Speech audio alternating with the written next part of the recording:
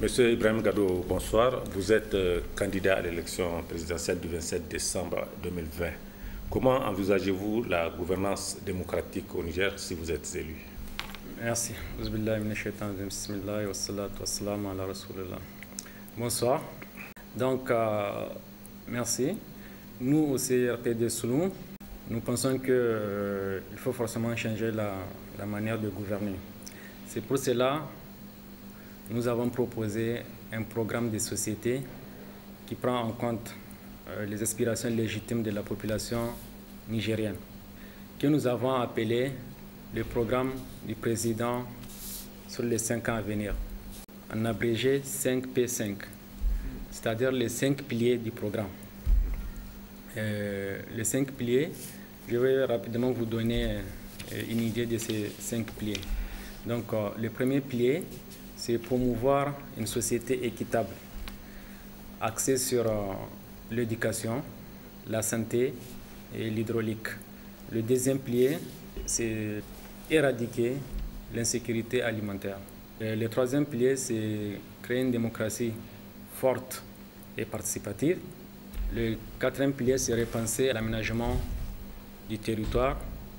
Et le cinquième pilier, c'est insuffler une nouvelle vision économique. Voilà les 5 piliers sur lesquels nous souhaiterons travailler pendant les 5 ans, Inch'Allah, si Dieu fera en sorte que nous soyons élus. Alors, M. Gado, depuis 2011, la situation sécuritaire demeure assez préoccupante au Sahel en général et au Niger en particulier. Quelles solutions concrètes proposez-vous pour endiguer ce fléau? Dans un premier temps, nous pensons qu'il faut mettre les forces de défense et de sécurité dans les meilleures conditions de travail. Ce sont des gens braves et très disciplinés. Nous sommes convaincus qu'ils seront en mesure de bien sécuriser le pays. Il faut lutter contre la pauvreté et rehausser le niveau de vie des pauvres. Il faut former les jeunes, il faut les éduquer pour qu'ils se sentent en confiance, pour qu'ils soient en mesure de se prendre en charge. Et ces jeunes-là, souvent, ils n'ont pas une bonne éducation, ils ne sont pas formés, donc ils ne savent pas c'est quoi même, par exemple, l'islam. Ils pensent que souvent ils font ça au nom de l'islam, ce qui est très faux. C'est par manque d'éducation. Pour moi, avec ces deux volets, mettre nos forces de défense et de sécurité dans les meilleures conditions de travail, former, rehausser le niveau de vie de la population. Avec ça, Inch'Allah, on va pouvoir se protéger contre les forces du mal, donc lutter contre l'insécurité. Bien, M. Gado, que proposez-vous maintenant pour améliorer les services sociaux de base? Concernant les services sociaux de base, pour moi, il y a déjà l'éducation, qui est un service social de base. Le problème de l'éducation aujourd'hui, il est connu de tous. C'est un problème aujourd'hui des classes, des enseignants. Pourquoi? Parce que souvent, les gens étudient dans des conditions misérables. Alors, rien qu'à Niamey, il y a des écoles qui sont toujours en paillotte. Quand il pleut, il n'y a pas de classe. Les gens ne viennent pas à l'école. Donc, il faut créer l'infrastructure correcte pour mettre les gens dans les conditions d'étudier. Il faut former les enseignants. Il faut faire un recrutement des enseignants de qualité. Moi, personnellement, je suis fruit de l'école publique. Donc, j'ai une attention particulière sur l'école publique. Dans notre programme, que je viens d'énumérer un peu, à savoir promouvoir une société équitable, axée sur l'éducation. Donc, dans le volet éducation, notamment au niveau des enseignants, pour nous, il faut passer à des recrutements corrects. Pas ce qui se passe parce que souvent, on ne peut rien faire sans les enseignants, on est d'accord. Parce que quand l'éducation n'est pas aujourd'hui à un niveau intéressant, le fait que nous soyons souvent derniers sur l'indice de développement humain, il y a le fait que l'éducation au Niger, on n'avance pas beaucoup. Ici au Niger, vous allez voir que, par exemple, dans un village, si on arrive à inscrire 100 personnes à l'école primaire, À peine la moitié arrive au collège. À peine la moitié va franchir le collège pour aller au lycée. Donc, le niveau de scolarisation est très bas. Et il faut arriver à un niveau de scolarisation acceptable.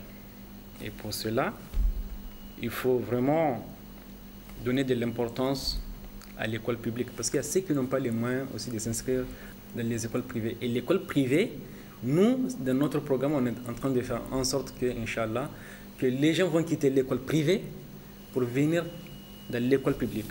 Et ce qui fera en sorte que, Inch'Allah, l'école privée va disparaître en progression. Et on reviendra à ce qui s'est passé avant. Avant, quand quelqu'un fréquente l'école privée, c'est qu'il a été renvoyé de l'école publique. Donc, il y a aussi l'autre volet que je trouve aussi dans le cadre social, qui est la santé. La santé, aujourd'hui, nous savons tous, on a des parents qui viennent du village pour venir se soigner, même pour les produits de premiers soins, à savoir les gants et autres, il faut acheter, sinon on ne touche même pas à ton patient. Et là, franchement, nous souhaiterons améliorer la gratuité des soins. Nous voulons même aller de 0 à 10 ans, Inch'Allah. Donc, la santé aujourd'hui, c'est un axe aussi prioritaire pour nous. Et aussi également l'hydraulique.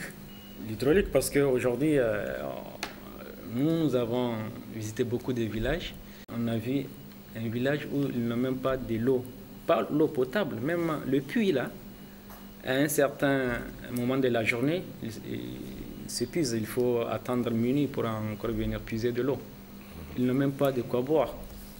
Donc justement, on aimerait mettre un accent particulier pour améliorer leurs conditions de vie, notamment en eau potable. Et nous avons un programme, Inch'Allah, qui fera en sorte que on va pouvoir faire des puits avec l'aide de Dieu dans chaque champ, c'est-à-dire un champ, un puits. Voilà. Monsieur Gado, on sait que la population nigérienne est en majorité rurale et est confrontée à de nombreux défis. Concrètement, que proposez-vous comme réponse à ces différents défis? Aujourd'hui, justement, on a un taux très élevé de la population rurale. Nous, dans un premier temps, nous souhaitons désenclaver les zones rurales. Il faut qu'il y ait un accès facile entre les villages, les hameaux, les villes. Pourquoi? Parce qu'aujourd'hui, le Niger, c'est un pays béni, très riche par les sous-sols. On a des zones très très importantes où aujourd'hui, si on retourne dans le développement à la base, savoir l'agriculture et l'élevage, on met les moyens qu'il faut, on pourra produire beaucoup de choses. Mais souvent, si je prends les zones que je connais très bien, de Dalol Foga, Dalol Bosso, Dalol Mori, c'est l'eau à 1 mètre, souvent. Il peut produire beaucoup de tomates, des légumes, mais souvent, tu es obligé de produire juste ce que tu peux consommer ou à la limite vendre sur le marché local et subvenir à tes besoins. Parce que, tu ne peux pas conserver, parce que ça coûte cher faire des magasins frigorifiques pour pouvoir conserver ces produits périssables. Et tu ne peux pas aussi transporter, parce que les routes sont très mauvaises. Il y a des endroits où les camions ne peuvent même pas accéder. Et au passage, c'est pour cela que j'ai dit, nous allons désenclaver ces zones. C'est-à-dire goudronner les routes là où c'est vraiment nécessaire. On ne va pas faire les choses au hasard. Prendre toute une région et tout le temps goudronner et laisser les autres régions. Non. On va faire les choses de façon équitable. Et Inch'Allah, ça fait partie de notre priorité. Et également, mettre les moyens pour bien cultiver. Aujourd'hui, ça fait 60 ans que les paysans cultivent de la même façon, avec ce qu'on appelle les hilaires. Ils cultivent superficiellement et souvent la terre superficielle est morte. Il faut aller très bas pour avoir une terre riche. Et ça sous-entend qu'il faut avoir des tracteurs, des engins. Donc il faut moderniser la façon de cultiver aujourd'hui pour pouvoir faire bénéficier les cultivateurs dans ce domaine également. Alors, M. Ibrahim Gado, les jeunes et les femmes sont, on le sait, constitue la majorité de notre population. Concrètement, quelle perspective offrez-vous à cette frange-là qui se bat pour son quotidien, pour son autonomisation? Vous savez très bien, aujourd'hui, les jeunes et les femmes sont au premier plan. C'est eux qui sortent pour voter dans un premier temps. C'est eux qui travaillent nuit et jour, mais ils sont délaissés. Une fois les gens viennent au pouvoir, ils oublient ces gens-là. Mais nous, Inch'Allah, on va les impliquer, surtout. Dans un premier temps, on va les impliquer. On va fortement impliquer ces femmes-là et les responsabiliser, surtout. Les responsabiliser parce qu'aujourd'hui, ils n'ont pas forcément les mêmes besoins que nous, les hommes. Donc il faut en tenir compte. Et une fois qu'on les responsabilise, on les positionne à tous les niveaux de l'appareil d'État. En ce moment-là, on peut parler de la bonne gouvernance. Parce que pour moi, sans les femmes, on ne peut pas parler de la bonne gouvernance. Sans les femmes, il n'y a rien du tout. Il n'y a même pas le foyer. Donc ça, c'est très important pour nous. Et nous avons un programme qui prend compte de ce domaine. Alors, monsieur Gado, après tout ce que vous venez de développer, quelle sera pour vous, une fois élu, la priorité des priorités? Pour moi, aujourd'hui, il faut dans un premier temps lutter contre l'injustice.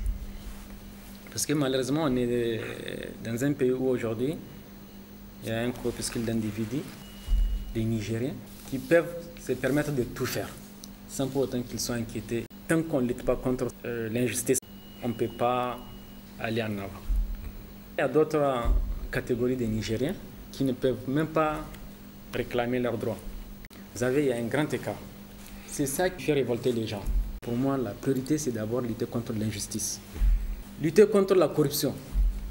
Aujourd'hui, alhamdoulilah, comme je viens de le dire, on est un pays béni. On est dans un pays béni, très riche. On a assez de ressources naturelles. Donc, pour moi, si on exploite bien ces ressources, avec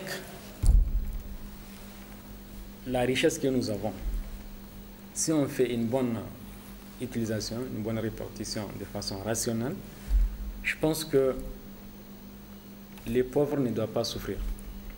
Parce qu'on va arriver à l'amener à un certain niveau de vie pour les stabiliser. Pourquoi lutter contre la corruption?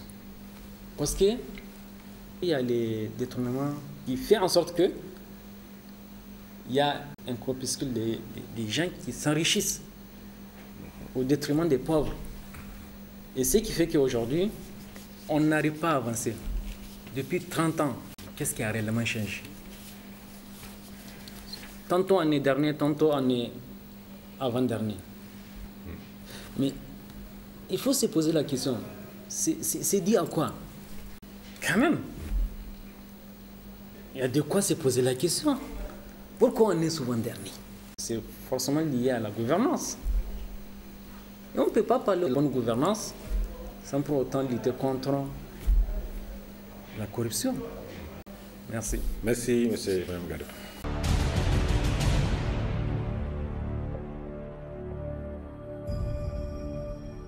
Monsieur Moustapha Mamadou Moustapha, bonsoir. Bonsoir. Vous êtes candidat à l'élection présidentielle du 27 décembre courant. Comment envisagez-vous la gouvernance démocratique si vous êtes élu? Bonsoir, monsieur, et je vous remercie de l'occasion que vous m'offrez de présenter mon opinion sur un certain nombre de questions qui concernent la vie de notre nation.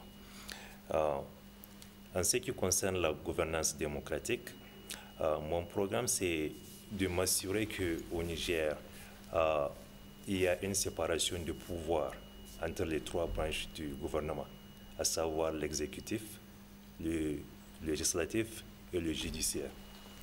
Il faut que ces trois branches du gouvernement puissent fonctionner librement. On ne peut pas y avoir de démocratie tant qu'il y a une tendance vers une de ces branches. Je vous donne un exemple. J'ai passé la majorité de ma vie adulte aux États-Unis d'Amérique et j'ai vu comment la séparation du pouvoir est pratiquée. Et je le dis avec admiration. Je vais vous donner un exemple. En 2008, avec l'élection du président Obama au pouvoir, il y a eu un gouverneur de l'État d'Illinois au centre-ouest des États-Unis d'Amérique qui a été confronté à un problème avec la justice. Bien qu'il était démocrate, il y avait un président démocrate aux États-Unis, à savoir son Excellence M. Obama. Mais malgré ça, le gouverneur était emprisonné et a passé des années en prison. Il n'y a pas eu d'interférence. Et c'est cette culture de démocratie que j'aimerais que ça devienne une réalité ici au Niger. Monsieur Moustapha, depuis 2011, la situation sécuritaire est assez préoccupante, pour ne pas dire très préoccupante, au Sahel en général et au Niger en particulier. Quelles solutions concrètes proposez-vous pour mettre fin à cette situation? Je pense que d'abord, pour résoudre la question de sécurité au Niger, il faut rassembler tout le peuple nigérien derrière cette question. Et il faut doter nos forces de défense et de sécurité des moyens fiables qui leur permettent de se protéger et de protéger nos populations. Maintenant, cette question de sécurité est un symptôme d'un profond problème.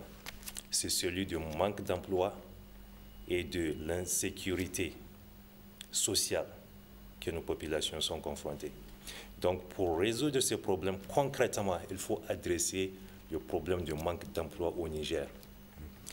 Il faut que la jeunesse trouve de l'emploi et qu'elle ait de l'espoir dans la vie de cette nation. Donc, par exemple, ce que je propose à la jeunesse, c'est un vaste programme de construction de ce pays, un programme de construction d'infrastructures, de routes et tout un investissement massif pour construire le Niger.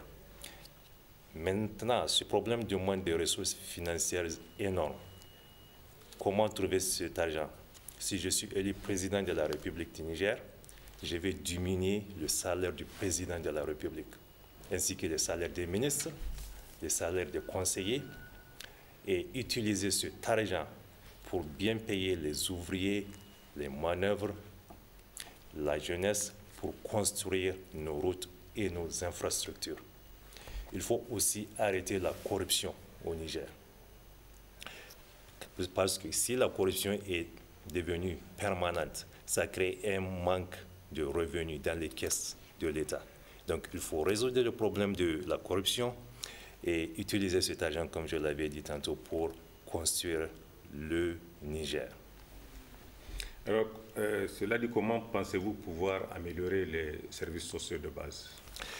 Les services sociaux de base est une priorité pour moi, parce que l'une des choses que nous voulons faire, c'est de permettre ou bien de garantir le premier soin dans les hôpitaux et les centres de santé nationaux.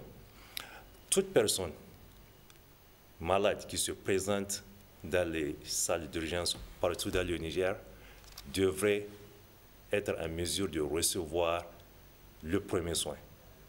La question de l'argent ne doit même pas être posée.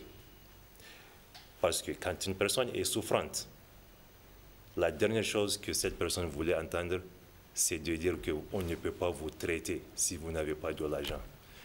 Si je suis élu président, je vais arrêter ça. Toute personne va être traitée sans question d'argent.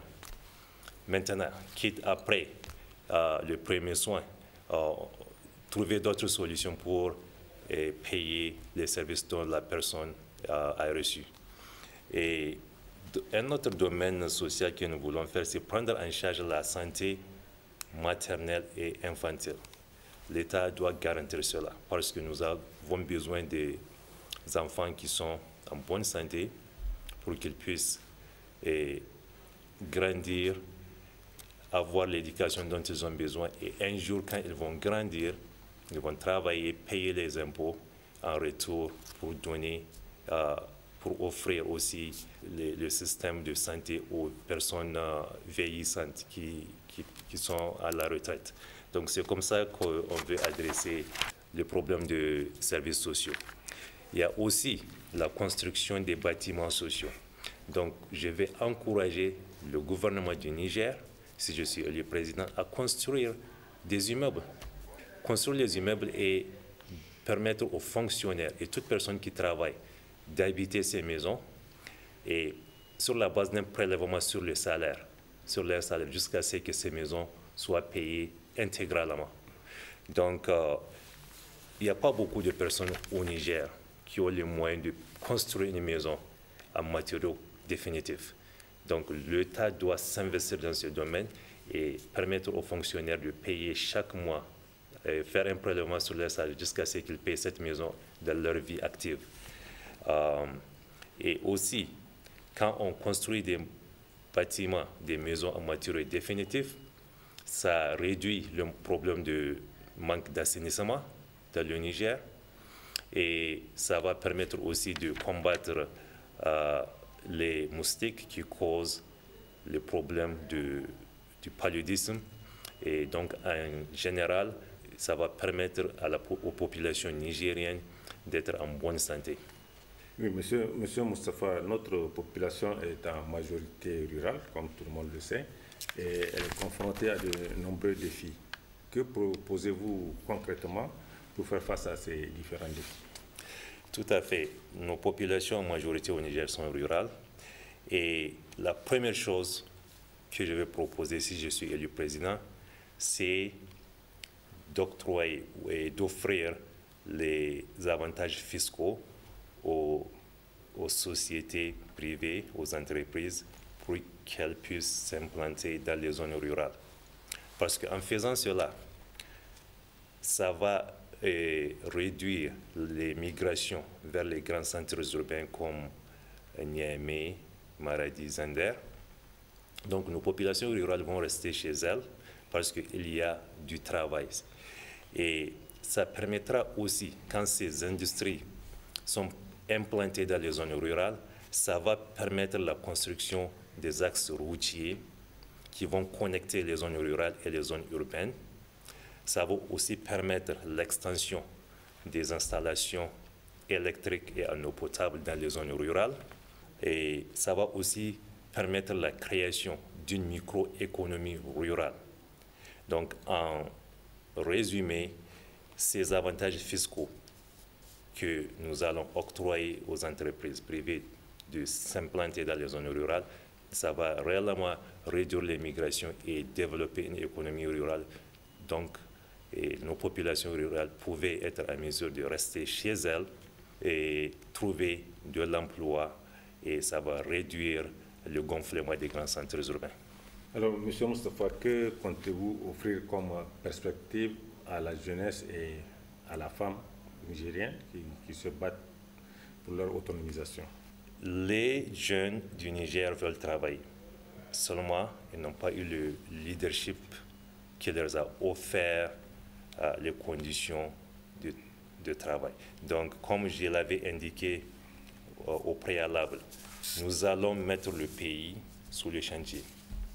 Sous le chantier en termes de réalisation des installations et de construction des infrastructures, les routes, les immeubles. Donc, tous les jeunes du Niger auront de l'emploi. Et en ce qui concerne les femmes représentent une priorité pour moi. Et d'ailleurs, j'ai personnellement créé une organisation non gouvernementale dont le but est de permettre aux jeunes filles d'éviter le mariage précoce et de participer à la vie active de leur nation. Donc, l'ONG que j'avais créée avait comme but de permettre aux filles de finir leur éducation secondaire au moins. Donc, je me suis rendu compte que quand une femme est autonome, ça permet la création de conditions qui lui permettent d'élever ses enfants dans la dignité et aussi offrir à ses enfants les conditions propices à leur éducation. Donc, en résumé, je pense que notre pays a beaucoup de potentiel et rien ne peut être accompli tant que la femme, surtout la femme rurale, ne participe pas pleinement à la vie de cette nation. Alors, Monsieur Moustapha, parmi tout ce que vous venez de développer, parmi tous les programmes que vous venez de développer, quelle sera pour vous la priorité des priorités? La priorité des priorités dans mon programme, c'est la culture du patriotisme. Le patriotisme, il faut aimer son pays. Il faut que les Nigériens comprennent qu'ils doivent placer l'intérêt du Niger au-dessus de leur intérêt individuel. C'est ça qu'on a besoin pour construire le Niger. Et une fois que nous mettions l'intérêt du Niger au-dessus de nos intérêts individuels, le Niger sera guéri de tous les maux qui l'empêchent de décoller comme nation. Monsieur Moustapha, Mamadou Moustapha, je vous remercie. Je vous remercie aussi, monsieur.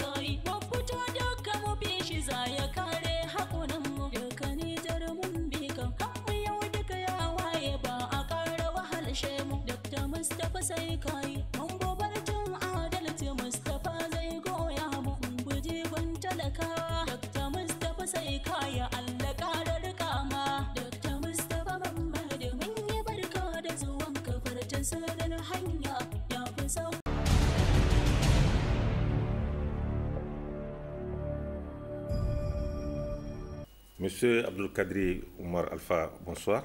Bonsoir. Vous êtes candidat à l'élection présidentielle du 27 décembre 2020. Comment envisagez-vous la gouvernance démocratique si vous êtes élu? Merci, Monsieur Foguet. Je suis effectivement candidat aux élections de 2020-2021. Donc, pour cette raison, cette question elle est pertinente. Moi, j'ose penser que d'abord, pour parler de bonne gouvernance, ceci dire qu'il faut qu'il y ait des institutions fortes de la République. Ça commence de là. Parce qu'aucun État, quand vous voulez créer les conditions à ce qu'il y ait bonne gouvernance, il faut essayer d'avoir des institutions fortes, notamment dans plusieurs secteurs. Surtout l'instauration de la démocratie elle-même. Il faut restaurer la démocratie. Cela fait pratiquement une trentaine d'années que nous sommes dans un régime démocratique. Malheureusement, nous avions l'intention que c'est comme si nous n'avions pas fait un pas d'un iota. Ceci dit, que presque tous ceux qui ont gouverné le Niger, on parle de bonne gouvernance, on parle de bonne gouvernance, mais la bonne gouvernance commence par soi-même d'abord. Quand vous êtes un chef, il faut vous assumer. Quand vous êtes un chef, il faut prendre des initiatives. Ceci dit que tant que le débat n'est pas démocratique, il n'y a pas de sincérité dans la gestion de l'État, ceci constitue un problème majeur. Et je veux m'en revenir à ce point. Commençons d'abord par la corruption. Nous avions une institution qui devrait régler tous les problèmes que nous avions. Aucun État au monde ne peut se prévaloir d'une bonne gouvernance si véritablement la corruption gangrène tous les secteurs. La Halcia, c'est un moyen important que nous devrons renforcer. Parce que vous avez constaté que c'est un militaire qui a géré ce pays-là, des années 80, donc le feu Kounché. À son temps, vous avez constaté que, malgré qu'il est militaire, mais il a créé les conditions à ce que les Nigériens étaient au travail. Les Nigériens respectaient ce qui veut dire quand même le bon sens. Les Nigériens étaient assidus, les Nigériens créaient les conditions à ce que de ne pas prendre de l'argent en contrepartie pour faire le travail. Et quand un peuple est corrompu, rien ne peut marcher. Dans tous les secteurs. Quand vous prenez par exemple aujourd'hui l'éducation nationale, quand vous prenez aujourd'hui la santé, quand vous prenez plusieurs secteurs de vie, de la vie active, vous allez constater que le même Nigérien des années 80 n'est plus aujourd'hui. Il faut le dire et le confirmer. Il faut avoir le courage de dire certaines réalités. Vous allez voir, chemin faisant, il ne faut pas se voiler le visage. Le Nigérien a faim. Et quand vous avez faim, je pense que dans le cadre de bonne gouvernance, on ne peut pas parler de bonne gouvernance si vous n'êtes pas à mesure de vous donner les moyens conséquents pour nourrir votre famille et vous-même. Donc, les principes de la bonne gouvernance, moi je pense que d'abord, c'est de créer les conditions à ce que l'État soit regardant, l'État soit là, constant, en train de créer les conditions minimum pour asseoir le développement.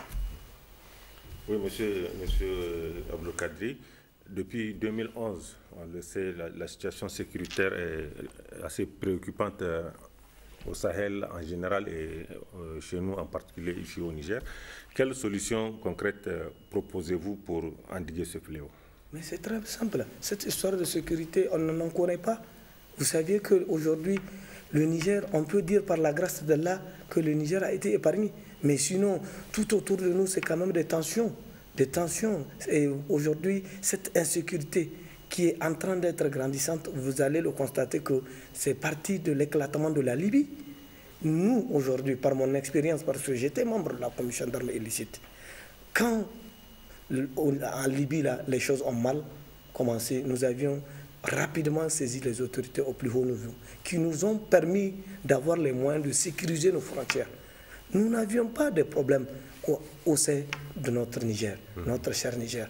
Mais les problèmes viennent d'ailleurs. Cette question de terrorisme, cette question d'insécurité-là, même maintenant, on peut dire Alhamdulillah, puisque vous allez constater que vous pouvez prendre un bus de Niamey jusqu'à Agadez avec de l'argent en poche et vous serez quand même épargné. Les problèmes du Niger n'est autre que des problèmes qui viennent d'ailleurs. Et pour ce cas précis-là, il faut que dans le cadre de la CEDEAO, il faut que dans le cadre de nos accords que nous avions souscrits de par les institutions internationales, qu'on puisse créer les conditions à ce que ces États puissent être des États stables. C'est des États, je ne vais pas citer nommément ces États, mais il faut que nous-mêmes, qu'on essaie à aller vers l'africanisme. Il faut qu'on sente que quand la case de votre voisin brûle, ça peut vous attaquer. Voilà cette situation qui a amené le Niger aujourd'hui à mettre les moyens conséquents, à injecter des milliards dans le cadre de la sécurité. Mais en réalité, le Niger, c'est un pays de paix. Nous n'avions pas connu antérieurement cette situation-là. C'est tout autour de nous, avec l'histoire de Boko Haram au Nigeria et ainsi de suite. Il y a plusieurs pays, ici notamment au nord du Mali. Vous allez constater que tout ce que nous sommes en train, parce que nous sommes déjà au centre de cette situation. Et nous, si nous voulons au moins aller vers le bon sens, c'est de créer en sorte que ces pays-là soient stables. Et là, je pense que le Niger sera épargné de cette question. Monsieur Abdelkadri Oumar Alpha, qu'est-ce que vous proposez pour améliorer les services sociaux de base? Les services sociaux de base, c'est très simple. Je vous ai évoqué tout à l'heure une situation qui est claire. Et quand vous partez en ce qui concerne la santé, vous allez constater que aujourd'hui, je vous ai dit que toute cette situation, cette situation et tous ces problèmes tournent autour de la pauvreté. Quand vous êtes pauvre, vous ne pouvez pas vous offrir au moins les soins de qualité. Vous ne pouvez pas aussi aller amener vos enfants dans des bonnes écoles. Et quand vous êtes pauvre, quand même, vous êtes obligé de ne pas vous procurer au moins les moyens d'une activité génératrice de revenus. Ceci dit que moi, voilà ce que je propose dans mon programme. Et je l'ai dit et je le réaffirme, que le Niger ne souffre que de 3 axes prioritaires. La lutte contre la pauvreté, la réinsertion des jeunes et l'autonomisation de la femme.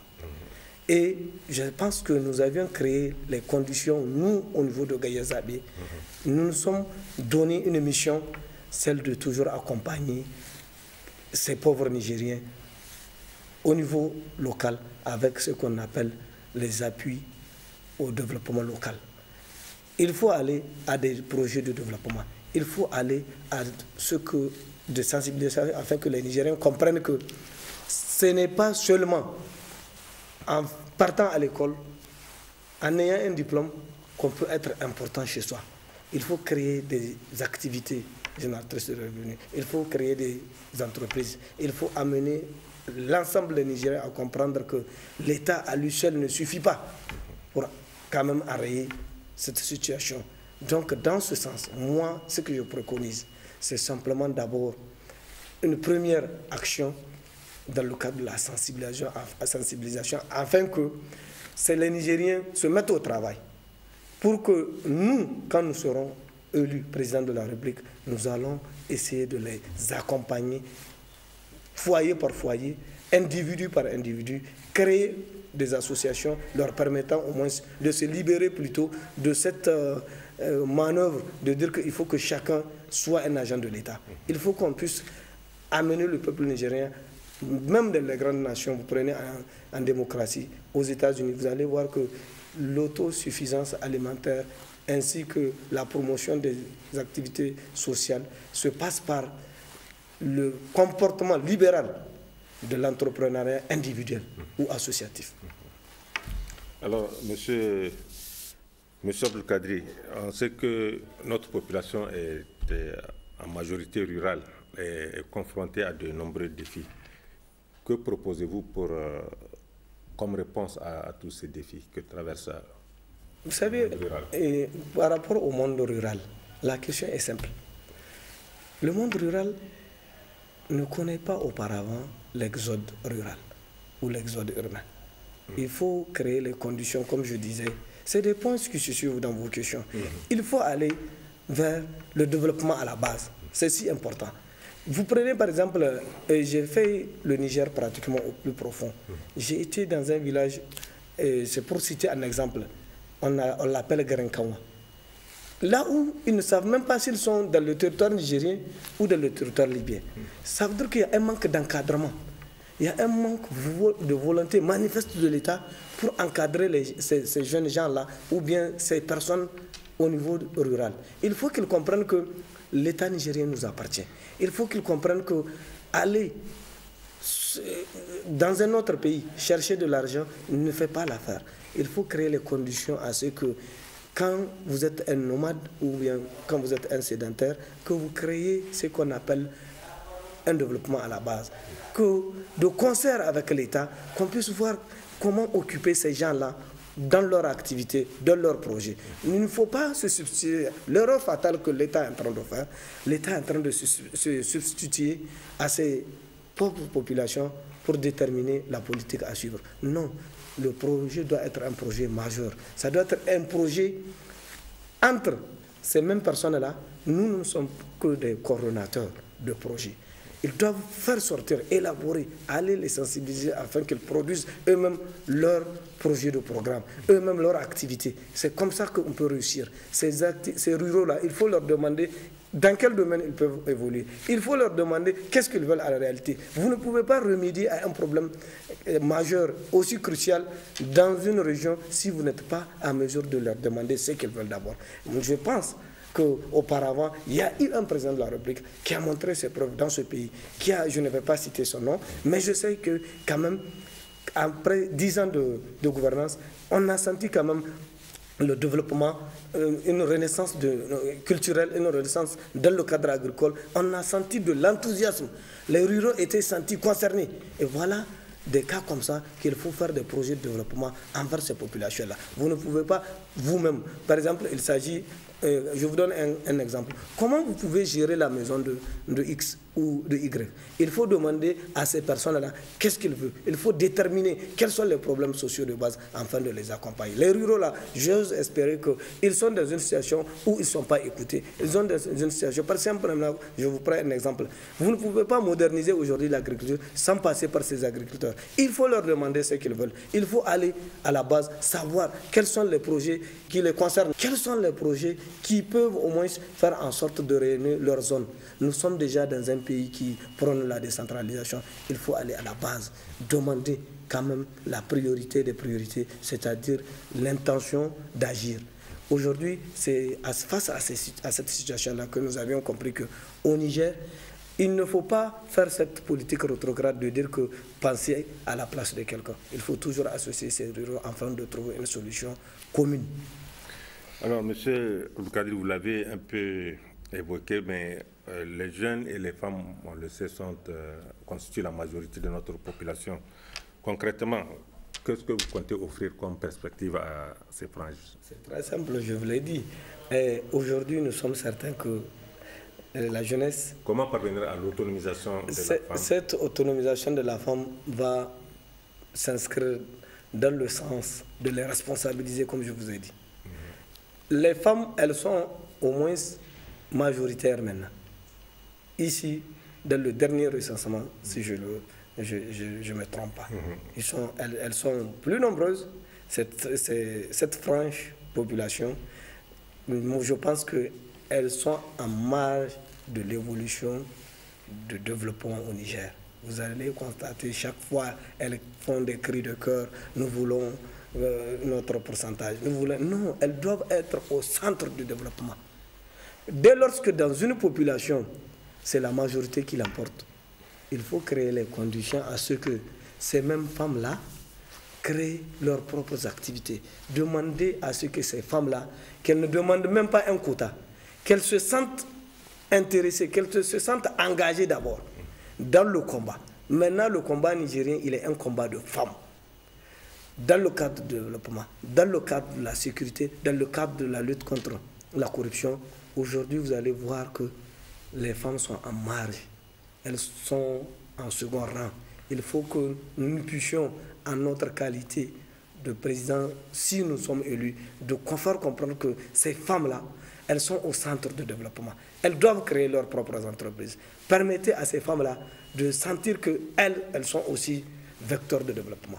Voilà pourquoi je vous dis que l'autonomisation de la femme doit s'inscrire dans le cadre qu'elle se sente que ce n'est pas un quota, mais qu'elle se sente au centre de toute activité quand même qui peut conduire au Niger à un développement. Alors, ma dernière question, monsieur Abdelkadir Omar Alpha, si vous êtes élu président de la République, quelle sera pour vous la priorité des priorités? Maintenant, moi je vous dis qu'il ne faut pas se voiler le visage. Le peuple nigérien a faim. Il faut le dire en face du monde. Ma première préoccupation, comment éradiquer la famine au Niger. Quand un peuple n'a pas faim, il ne va pas quémander. Quand un peuple n'a pas faim, il ne sera pas corrompu. Quand un peuple n'a pas faim, il va à l'école. Quand un peuple n'a pas faim, il aura les moyens de se soigner. Et je pense que la priorité des priorités, c'est de lutter contre la famine au Niger.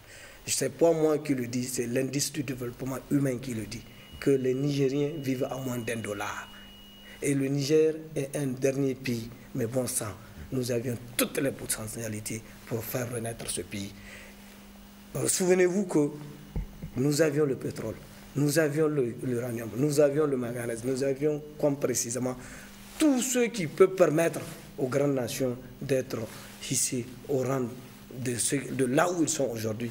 Ces grandes démocraties qui disent qu'il faut tendre la main, il faut accompagner le Niger. Moi, j'espérais que quand nous allons attaquer ce premier problème d'abord, vous allez voir, de par le monde, les gens vont envier le Niger. Les gens viendront au Niger. Mettre l'homme qu'il faut à la place qu'il faut. Créer les conditions à ce que les ressources-là soient bien reparties. Créer les conditions à ce que ces ressources-là, que les politiciens que nous sommes, que nous cessions de prendre l'argent du peuple pour aller emmagasiner quelque part, que nous cessions de penser berner le peuple, que nous arrêtions de pouvoir vraiment transgresser les lois et les règlements de la République. Quand nous allons créer au plus haut sommet, vous voulez de le dire, au plus haut sommet, en tant que président de la République, si moi je suis élu, je vous dis et je vous le réaffirme, que quand moi je vais donner le bon exemple, l'ensemble de ces Nigériens vont emboîter. Le Niger va être dans une voie de développement. Le Niger saura au moins que nous sommes certains que ce n'est pas un pays maudit. Le Niger est un pays béni. Et avec le concours de tous ces Nigériens-là, je sais qu'on va y parvenir. Et je vous le réaffirme sur votre plateau que le Niger n'est pas un pays maudit, c'est un pays béni. Et par la grâce d'Allah, vous avez constaté qu'on a connu toutes les turpitudes. Et le Niger est là. Il est indivisible. Et je peux au moins lancer un appel fort que les élections ne doivent pas être la source de conflit. Nous sommes tous des Nigériens, nous allons conquérir le pouvoir d'État. Et quand Dieu fera en sorte de porter ce choix, c'est d'accepter ce choix dans la tranquillité, parce que c'est le fair play. Nous ne sommes pas aux premières élections et nous ne serons pas aux dernières élections. Mon cri de cœur, c'est que le Niger reste en paix. Merci, M. Abdelkader Oumar Alpha.